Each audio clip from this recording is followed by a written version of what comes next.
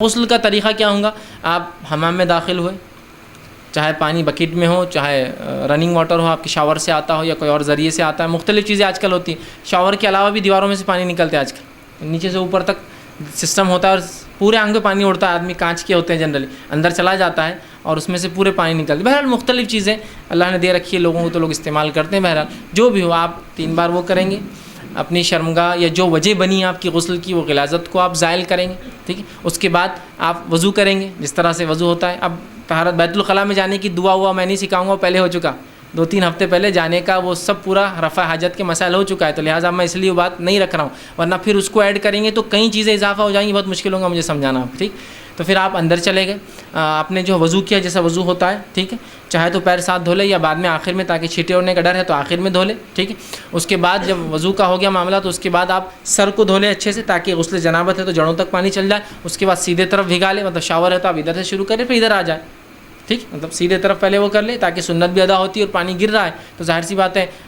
کسی ایک طرف ڈالنا نہیں ہے، صرف ایک طرف ہونا ہے آپ کو، تو سیدھے طرف ہو جائے، الٹے طرف ہو جائے اور پورے آنگ کو مل لے، اور ان مقامات کو خاص طور سے جہاں ہو سکتا ہے پانی نہ جائے، بغل ہو سکتے ہیں، ناف ہو سکتی ہے، اسی طرح شرمگاہ کا پچھلا حصہ ہو سکتا ہے، گھٹنے کا پچھلا حصہ ہو سکتا ہے، بیٹھ کر نہا رہے ہیں، یا مختلف پوزیشنز کے اعتبار سے مختلف اعضاء ہو سکتے ہیں سوکھی رہ جائے، ان کا آپ ضرور خیال رکھیں اور ان کو دھو لیں۔ عورتیں ہوں بہت گھنے بال ہو، جس نے وہ پلیٹ والی چوٹیاں ڈالی رکھی ہو جو بہت زیادہ ہوتی ہے، تو وہ اگر 3 بار بھی پانی ڈال لے تو انشاءاللہ ان کے لیے کفایت کر جائیں گا۔ سہولت ہو تو بہت اچھی بات ہے، دھو لے، نہ ہو تو بہرحال ان کے لیے یہ سہولت بہرحال شریعت نے بہرحال دے رکھی ہے، اور پورا جسم جو ہے وہ کر لے مکمل۔ یہ بہرحال غسل کے تعلق سے کچھ باتیں تھی۔ بہرحال اس معاملے میں یہ بھی ہو سکتا ہے کہ مرد اور عورت، یاد رکھیے، ایک ہی برتن سے غسل لے سکتے ہیں۔ ایسا ہو سکتا ہے کہ گھر میں حمام ہو، نماز کا وقت کم ہو، یا دوسرے مسائل ہو کہ گرم پانی بعد میں نہیں ملے گا، تو میاں اور بیوی، مرد اور عورت جو ہے ایک ساتھ نہا سکتے ہیں، مطلب ایک برتن میں سے پانی لے سکتے ہیں۔ یہ بات میں اس لیے رکھ رہا ہوں کہ بہت سے لوگ یہ سمجھتے ہیں کہ عورت کا بچا ہوا پانی ناپاک ہوتا ہے، ایسی کوئی صحیح روایت نہیں ہے اندر کی۔ اس لیے کہ ماں عائشہ کی ایک روایت آتی ہے رضی اللہ عنہا، جو ہے یہ صحیح روایت ہے، کہ وہ کہتی ہے کہ آپ صلی اللہ علیہ وسلم، میں نے غسل جنابت ایک ہی برتن میں سے، ایک ہی ٹب میں سے لیا، کہ میں ایک بار لیتی اور اپنے آپ کو دھوتی، اور پھر آپ صلی اللہ علیہ وسلم ایک بار لیتے ہو مگ اور اپنے آپ کو وہ کرتی، رات کا وقت تھا، ٹھیک ہے۔ تو اس سے پتہ چلا کہ بیک وقت میاں بیوی نہا بھی سکتے ہیں، اور کامن پانی یوز کر رہے تھے دونوں، ایک ہی ٹب میں دونوں ہاتھ ڈال کر ایک ہی مگے سے دھو رہے تھے۔ مطلب ایک بار میں عائشہ لے کے اپنی باری کری تو ایک بار آپ سمجھ، جیسا کہ وضو کرتے ہوتے ہیں 2 مرد اگر وضو کر رہے ہیں تو ایک کے بعد ایک کے، تو ویسا وہ دونوں مل کر شیئر کر رہے تھے۔ اس سے پتہ چلا کہ عورت کا بچا ہوا پانی ناپاک نہیں ہوتا، یہ عورت جس پانی میں ہاتھ ڈالے وہ ناپاک نہیں ہوتا ہے اندر، اور دونوں بھی جنابت کی حالت میں تھے، مطلب میں عائشہ بھی ناپاک تھی اور وہ بھی تھے، لیکن دونوں نے پانی ہاتھ ڈال کر لیا۔ تو اس سے بات سمجھ میں آ رہی ہے کہ وہ بات درست نہیں ہے کہ عورت کا بچا پانی ناپاک نجس ہوتا ہے۔ بہت سے لوگ سوال کرتے ہیں کیا گھر میں عورتوں نے جو پانی استعمال کیا ہم کر سکتے ہیں؟ بالکل آپ کر سکتے ہیں، اس لیے کہ ویسے بھی پانی کی قلت ہے، آپ بالکل یوز کر سکتے ہیں، کوئی مسئلہ نہیں۔ اس لیے کہ اس کے تعلق سے کوئی ممانعت کی کوئی روایت نہیں ہے، بلکہ یہاں تو صحیح روایت ہے کہ دونوں نے ایک ہی ٹب میں سے پانی لیا، وہ ہاتھ ڈالتی ایک بار اور وہ کہتی میں لیتی، پھر آپ ہاتھ ڈالتے اور آپ لیتے، تو بہرحال اس میں جو ہے کوئی مسئلہ نہیں ہے، ٹھیک ہے۔ تو یہ تھی چند باتیں غسل کے تعلق سے، ماشاء اللہ بہت آسان تھا، بالکل ایک دم سمپل تھا، اور وضو کے مقابلے میں یہ وضو سے بھی آسان نہیں ہے، تو وضو میں تو بھی بہت چیزیں یاد رکھنا تھی، اس میں تو سب بھگا لینا ہے بس۔ ایک عام لحاظ سے اگر کوئی کہے کہ غسل کیسا ہو تو بس مکمل اپنے آپ کو بھگا لے، یہ غسل ہے،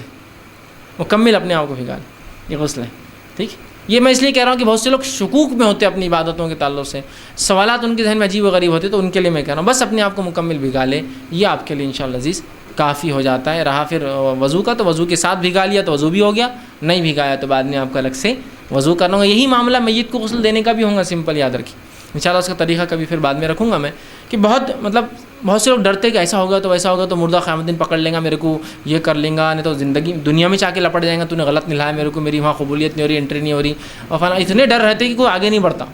یعنی بھائی وہ نکو آخری وقت میں کچھ گڑبڑ ہو گئی تو انہوں قیامت دن پکڑ لیں گے اپنے کو، ہے نا۔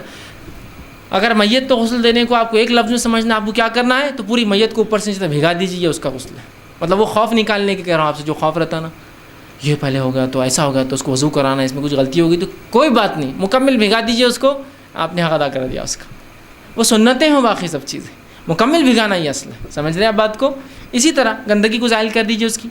اب دیکھیے میت کے غسل کی تھوڑی سی باتیں رکھ دیتا ہوں چونکہ بات آ گئی ہے، تو انشاءاللہ باقی تفصیلات اور لوں گا۔ بہت سمپل ہے، جو آپ کا غسل تھا وہی میت کا غسل ہے، سمپل، لیکن اس میں کچھ چیزیں نہیں ہوں گی جو انسان کر سکتا ہے، جیسا منہ میں پانی لینا، ناک میں ڈالنا، اس کے علاوہ سب میت کے لیے ہوں گا، سمجھ رہا۔ جیسا کہ آپ نے غسل لیا تو پہلے ہاتھ دھوئے، ہاتھ دھونے کے بعد غلاظت کو زائل کیا, وضو کیا,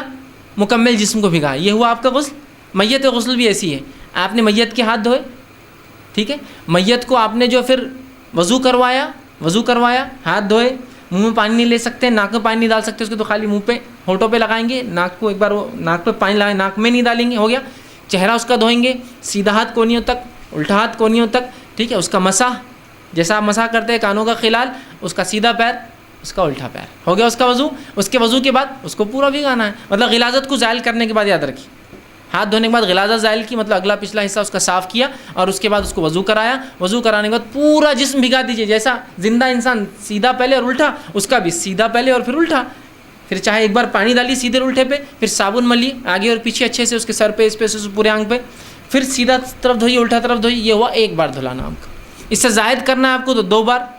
3 بار کیجیے, اس سے زائد کرنا 5 بار کیجیے, ڈیپینڈ حالات, ماحول, پانی کی اویلیبلٹی پر اور اس کے جسم پر یا اس کے حالات پر. کبھی ہوتا آدمی بہت بیمار تھا, زخمی تھا, تو آپ تو ایک بار بھی نہلانا ممکن نہیں ہوتا. کبھی حالات ایسے کہ گندگی نکل ہی نہیں رہی, بہت دنوں سے پٹیاں چٹکی تھی, زخم تھے, تو کافی بہرحال جو بھی ہو سکتا ہے, تو آپ یہ کر سکتے ہیں. تو سمپل سمجھ رہے ہیں آپ, زندے کا جیسا غسل ہے مردے کا ویسا ہے, صرف مردے کے منہ میں پانی اور ناک میں پانی نہیں ڈالا جائے گا, سیم وہی غسل. ہاتھ دھلایا,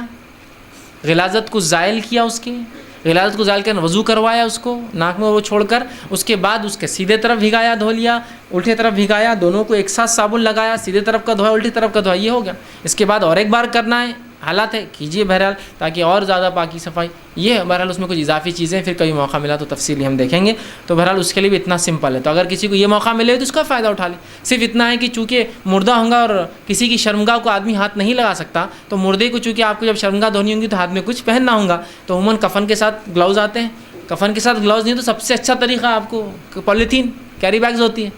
پولیتھینوں کو ہاتھ میں ڈال دیجیے تاکہ اس کی شرمگاہ کو سیدھے ہاتھ نہ لگے. کسی بھی انسان کی شرمگاہ کو انسان سیدھے ہاتھ نہ لگائے, یاد رکھیے, سوائے مجبوریاں ہوں تو کچھ ہاتھ پر کور کر لے. تو بس اتنا آپ کو وہ یاد رکھنا پڑے گا. رہا غلاظت زائل کرنے کا, تو اس کا جو طریقہ آپ کو بہتر لگے, جس سے انسانی جسم کو نقصان نہ ہو اور ہو, اینٹیں لے لیجیے آپ, اینٹ کو کپڑے میں ڈال دیجیے, کاٹن میں لپیٹ لیجیے, اور اس سے اس کی غلاظت صاف کیجیے. بہرحال